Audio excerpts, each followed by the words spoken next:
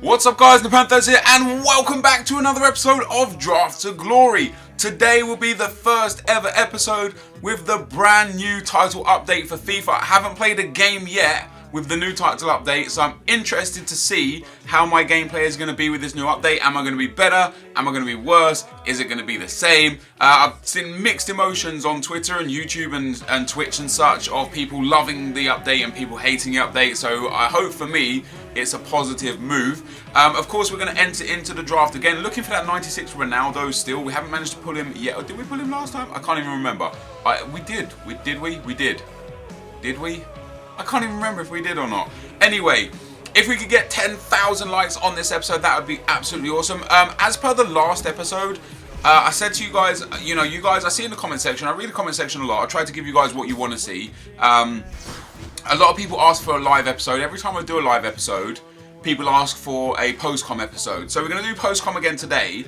The next episode that I'm going to do in 2 days' time, so you're watching this on Friday, so on Sunday, I'm actually going to live stream Draft to Glory on YouTube. So around Sunday afternoon at some point, I'm going to live stream Draft to Glory on YouTube. It's then going to just turn into a video naturally. So it'll be a proper live through Draft to Glory. So if you don't want to watch the whole thing, you can just come in at the start or the end to see the packs and the squads, which is what I know most people want.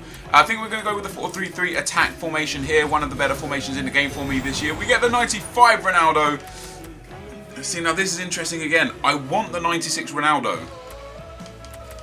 It would be stupid to not take the 95 Ronaldo and go with the 96 and try and get the 96 Ronaldo, but I'm gonna do it. And with that in mind, I'm actually gonna take Hulk as my captain. Last time I took Hulk as my captain, I think we actually won the FUT draft. The reason why I'm gonna take him is because Hulk's got insane stats and is gonna make a very good super sub. So we're gonna start with the striker position. Hopefully we'll get someone good. I'm gonna take Enquiries here. I'm going to be taking into La Liga. I didn't do La Liga last episode. I did a BPL team last episode. This episode I'm going to have to be taking La Liga because I'm going to want to fit that Ronaldo in there. However, it's kind of trying to give me BPL players here, isn't it? Let's take Balassi again for a potential super sub with the skill moves. We could put him on the bench and oh my god. What do we like? I'm gonna go with Fofana. He doesn't link with anyone. I've literally got 4 unlinkable players right now. Alright, now we're getting some good players. We're gonna go with Parejo. Kovacic is a decent player in this game. Parejo, defensive minded, is a little bit better for me. And his passing is just really sweet, and he gets that strong link with Enquiries as well, which is pretty decent.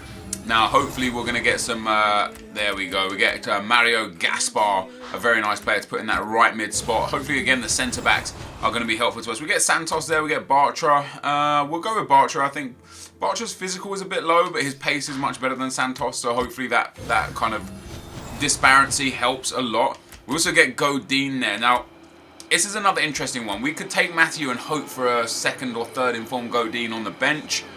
And I'm going to take that risk. Matthew's got a great card anyway. His defending is a little bit less than Godin's. His physical is a little bit more. So it kind of counterbalances. And he gets a strong link with Bartra.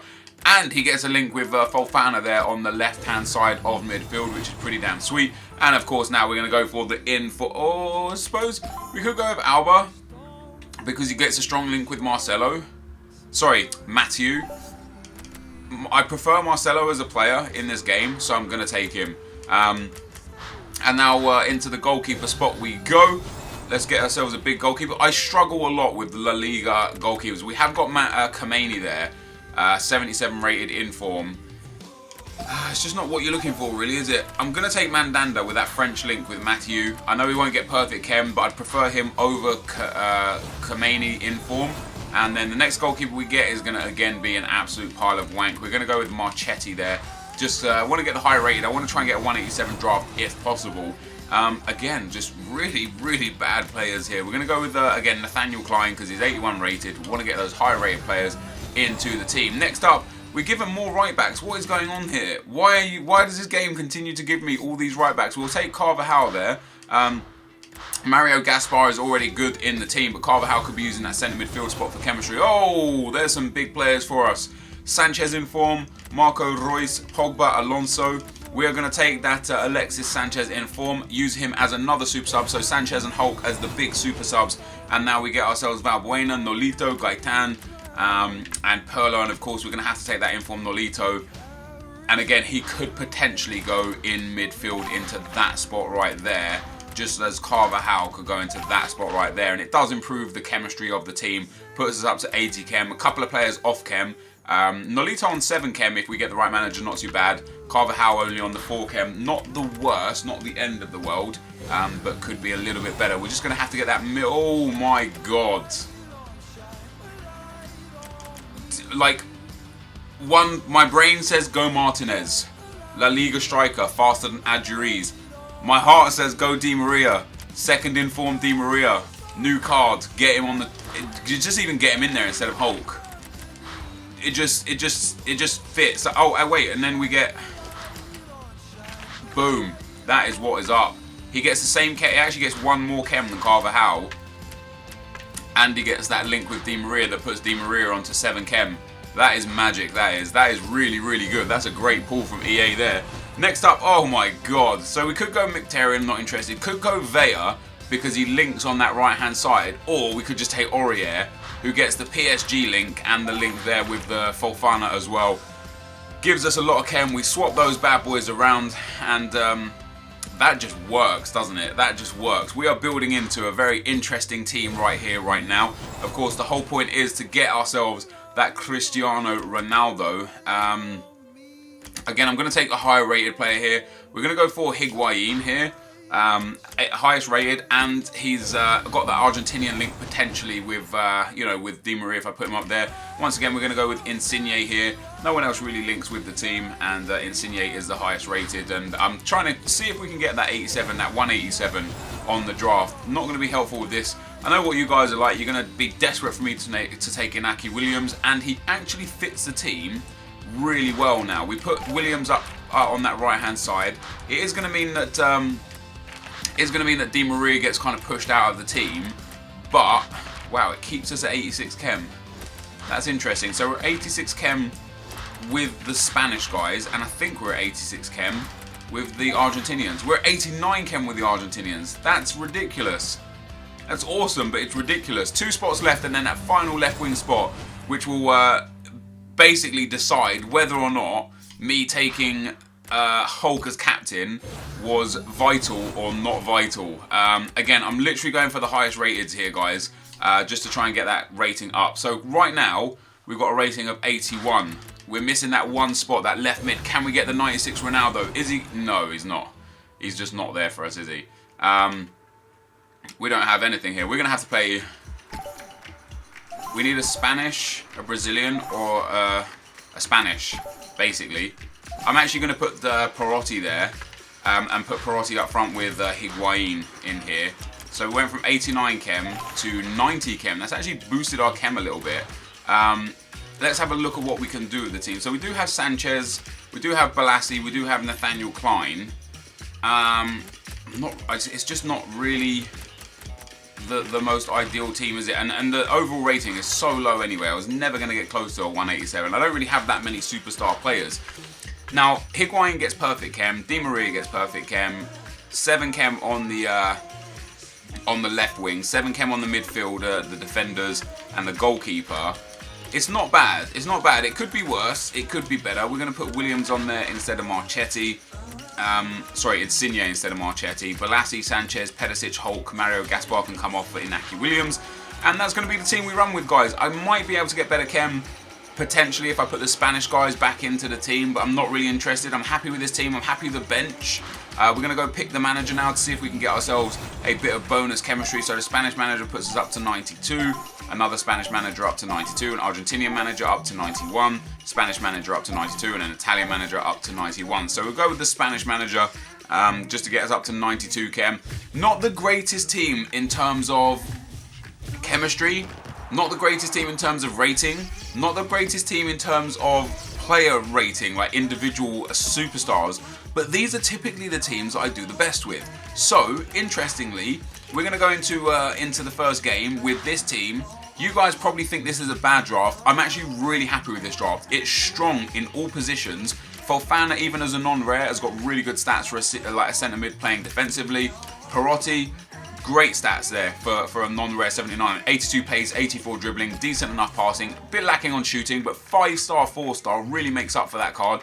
Higuain and Di Maria up front, very, very happy with his team. Let's get into the gameplay. Okay guys, so as we go into the gameplay, first thing I do want to talk about that this is now a new patch gameplay, and the second thing that I want to talk about that I know is going to be mentioned in the title is that you've got the what happens in the title. The reason why I do that is because when I don't put what happens in it, it's kind of confusing for some people, and when I do put what happens in it, people like to know if you win the draft or not. You actually see one of the comments in the comment section is whether or not how long the video is depends on people might watch it, because the longer the video, they know the further I got in the competition. So a few people actually say if the video is quite short, they literally just won't watch it because they know I didn't win the draft. So I kind of let people know not exactly what happened, but the basis of what happened, you know. So based off of this draft title, you know I've won the draft, you know I've got a 50k pack, but you don't know the ins and the outs of it. So hopefully it's still interesting for you to watch. I'm going to try and figure out a way to come up with exciting titles that both allude to what happens but don't give it away exactly, and also that is kind of not what you guys would consider misleading. You know, we'll work on that throughout the series, but for today's episode, of course, you can see we win with a 50k pack. So I actually want to talk about the patch gameplay today. I played a lot of games on stream today, and by the time you're watching this, I should be streaming in the next hour or two. So if you do want to come and watch me stream, twitch.tv/NepentheZ, link is in the description below. Drop me a follow on Twitch, check me on Twitter to see when I go live, and you can watch me play live gameplay today. So post-patch gameplay, first thing to note is that some things are fixed and some things are more broken than ever. So what I noticed is, first of all, shooting to the far post is stupidly broken, stupidly OP. Near post shooting was already OP and was already pretty broken. You see me score an incredible goal with Di Maria there. But I didn't know far post shooting was broken. One of the first shots I took in this entire episode was with Higuain, and I put it across the body of the keeper and it went in. And it just shouldn't have gone in. I know Higuain's got a good shot. I thought I'd try something new. It worked, and you'll see throughout this episode some of the most insane goals you'll see with players who just shouldn't be able to score those type of finishes. So far post OP, near post OP, long shots OP. But once again, the keepers are still very, very strong inside the box. Like if you get to the penalty area and have a shot, it's likely the keeper's going to score the goal. After that, I think passing has been changed to the point where through balls are now ridiculously strong. They're incredibly accurate. Chip through balls I haven't really tested out so much, but regular through balls seem to be incredibly accurate. They're definitely not something that I have in my gameplay and in my arsenal, so I don't use them too much. And there's another far post shot with Higuain. But for those of you that do enjoy through balls and counter-attacking, which is, for me, really strong again now, this patch is going to be good for you. It reminds me a lot of FIFA 14, where the over-the-top chip through balls were just inherently accurate. And here's another far post shot with Fofana. And it reminds me of, yeah, basically FIFA 14. I was terrible at FIFA 14 because I couldn't understand how to defend or how to attack.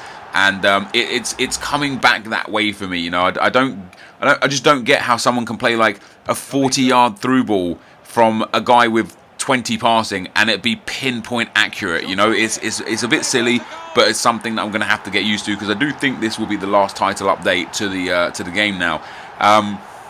So long shots OP, near shots OP, goalkeepers inside the box are still OP, far post is OP, through balls are OP. That being said, and there's just an instance as well of goalkeepers being strong when I get in the box. You know, I know I scored there, but Di Maria took the shot, he got saved, and then he went back in and scored it.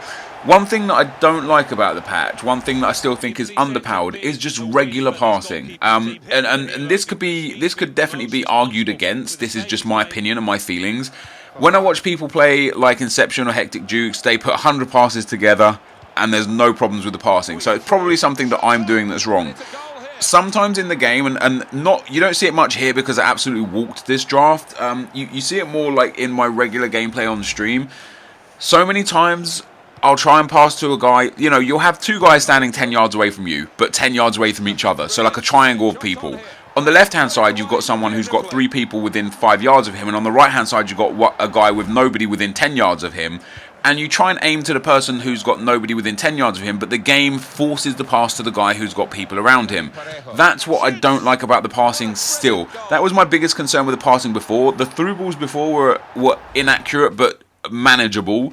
The passing was generally quite bad due to the fact that it would either always pass to the wrong guy, the marked guy, or the offside guy, and I genuinely feel like that issue is still in the game. So I'm not really happy with the passing. But that could just be me being bad at the game. You know, that could be nothing to do with the game or the gameplay. That could just be the pass choices I'm making. Could be to do with my tactics or my formation or the players I'm using. You know, I'm going to have to play a hell of a lot more games to really understand if that's me or if that's the game. And then last but not least, the referees. So has penalty decisions been fixed? Ultimately, no, because it's gone from one extreme to another. It's gone from getting penalties for absolutely everything to never getting a penalty. There was so many instances yesterday and in the gameplay here that you don't see because I just didn't put it in the clips, where I get absolutely clattered in the box, taken out from behind, from the side, clear penalties, blatant penalties, and the ref just waves play on. Like, it's impossible to draw a foul now in this game. You know, before you'd literally fart and somebody, you know, you'd get a red card for it. Now it seems like you can genuinely have a fight on the field and the ref won't even blow for a foul.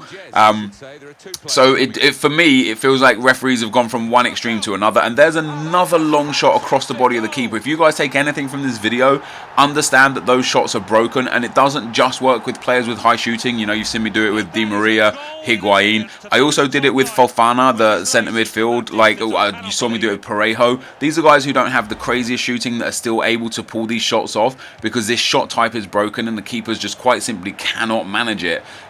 So yeah, overall guys, I don't know yet if I'm positive or negative about the patch. There's certain positives, there's certain negatives, and I'm going to have to play another 30 or 40 or 50 games before I really decide if I prefer it pre-patch or post-patch.